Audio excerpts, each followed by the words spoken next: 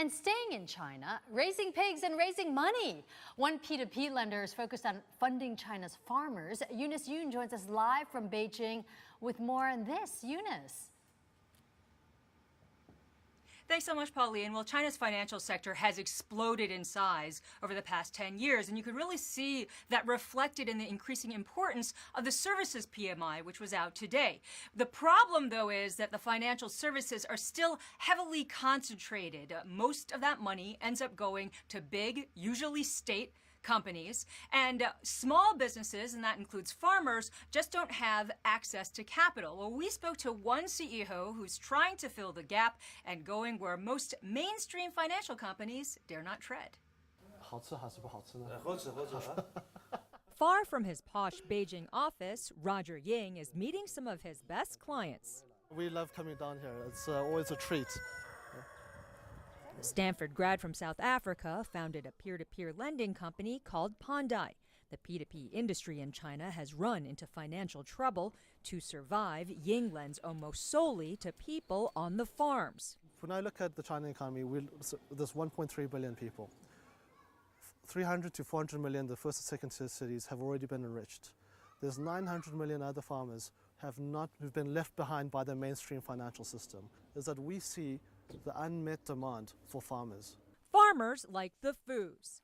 In the village of Jubao in southwest China, Fu Chengji used to be a coal miner. After getting injured, he wanted to try pig farming, but didn't have the money. In the countryside, it's hard to get money, he says. Even if I were to get a loan from the bank, it would be too small to start the business. Then the local village chief introduced him to Pandai. Pandai approved a loan of 80,000 yuan, more than $11,000. But rather than hand over cash, the company bought the pigs and feed. In 1 year, Fu expects to earn a profit of $14,500 after paying back the loan plus the 15.5% interest. This kind of lending may sound risky, lending to people on the farms who don't have much experience with modern finance. But in fact, Pandai says their recovery rate is 98.5%. And in a country where zombie companies may or may not pay their debt back, these farmers are a good bet. The farmers, we find them to be very honest and very reliable and very basic people. And they are just looking to improve their own lives out of poverty. That's what's happening to the Fus. I wanted to have a fridge and a TV when I got married, but we didn't have the money, Fu's wife says. Now we do. Good for an economy in need of new consumers for future growth.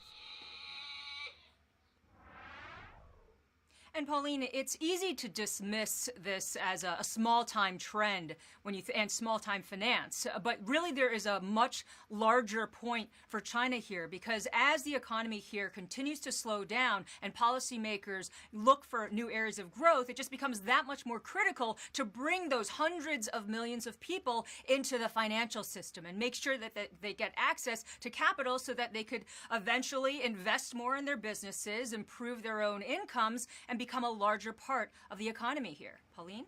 Well, while it is all very innovative, Eunice, peer-to-peer lenders in China have had a reputation for defaults and fraud. So how are they trying to manage these risks with some of these farmers? Well, definitely the authorities here have been trying to pick up pace with the regulations because there, as you said, there have been a lot of problems with fraud and default risk. So they're trying to clean things up. However, so the way that the CEO, Ying, explained it to me was that in the bigger cities, what they have seen is that people would take out this money for lifestyle reasons. So they would borrow the money to buy a car, to buy cell phones, and then if they couldn't pay it back, they would just default or run away. Well, the farmers are tied to the land. And also the farmers, they tend to use their money differently. They're investing it directly into their businesses. Also, Ying had pointed out that what they're doing is not giving lump sum cash to these farmers, but they're actually giving them products in kind. So they're giving them the pigs, they're giving them the feed. And so that's just another way to mitigate potential risk.